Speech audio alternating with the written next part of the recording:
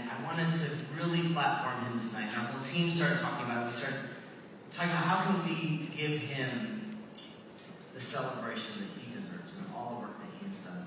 So this is Peter Greer, and Peter is the president of Hope International. And so I've asked him to introduce his friend to you. Well, it really is a privilege to be here to celebrate Jeff Rutt and all that God has done through him.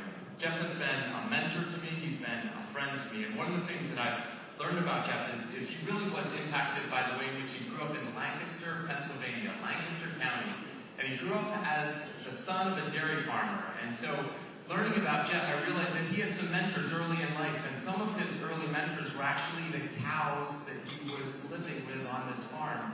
And a couple things that the cows taught him. The first thing was at 4 a.m., they're getting up. There's no sleeping in when you grow up on a dairy farm. And the second thing is these cows never took vacation. They had to be milked every single day.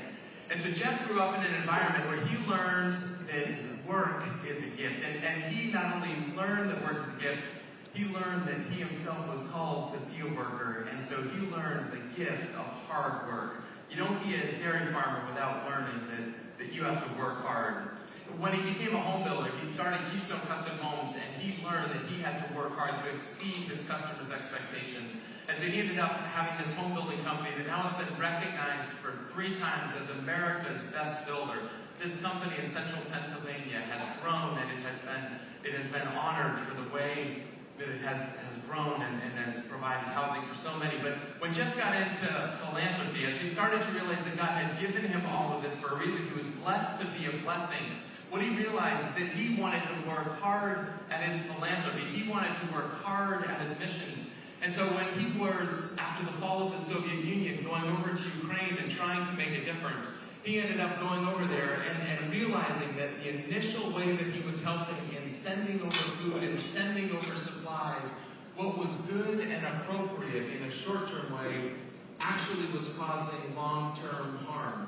And so he wanted to work hard at loving his Ukrainian brothers and sisters. And so when a pastor said, you've got to help us help ourselves, that caused a very different way of helping. Jeff has worked really hard to build an organization that now is serving over 500,000 families today. But the thing that makes Jeff unique isn't just that he works hard, but it is that he also learned growing up on a farm that it ultimately is God who makes things grow. And there is a humility of Jeff that's going to make him very uncomfortable to be receiving this award. He would much rather talk about his wife, Sue. He would much rather talk about his kids. He would much rather talk about the entrepreneurs that we're able to serve around the world. But we're going to forget all that. And tonight, we are going to honor a man who God has blessed, who has worked hard, and who is following in the footsteps of his Lord and Savior, Jesus Christ. And it is a privilege to work with and to be here tonight to honor a remarkable entrepreneur, a man of God, Jeff Rutt. So let's give it.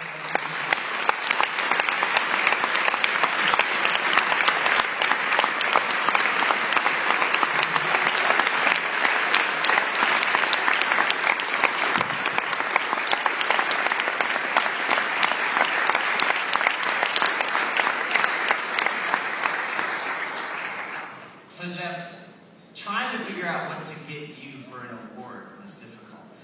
But you may have heard the story that Bob shared about how everyone that comes to his lodge slides the bottom of the table.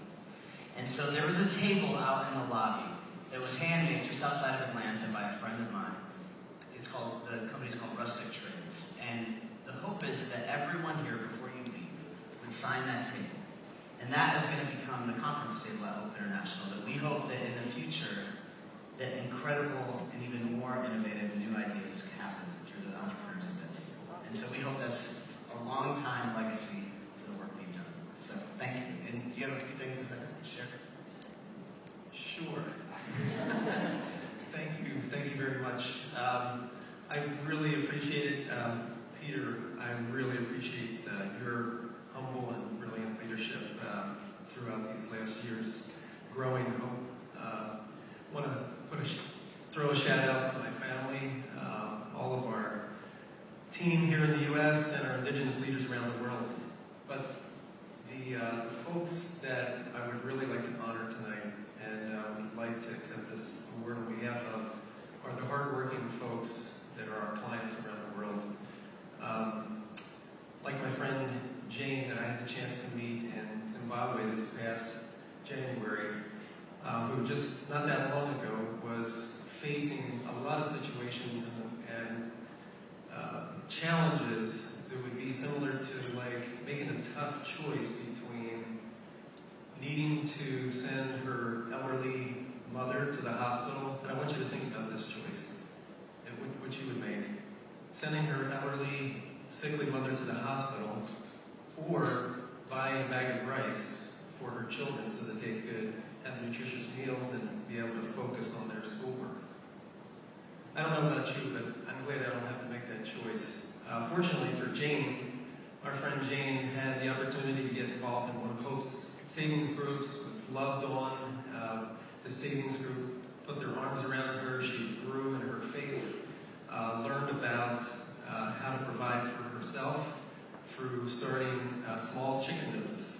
She saved about $25, added to that about a $60 loan from her group, ended up starting a chicken business by buying 100 chickens, and was able to grow those chickens. And after, when we were there in January, she had gone through 13 cycles of grow 100 chickens, sell 100 chickens, grow 100 chickens, and she became very successful in the chicken business. To the point where this past December, she went out and bought 13 bars of soap, and she gave them out to 13 widows there in her community. So she started giving back to those widows and started mentoring them. So Jane went from survival to success to significance, and really had dignity restored in her life. It was really using God-given talents and abilities and skills to God's glory. So it's on behalf of Jane that, with humility and honor, I say thank you. Thank you so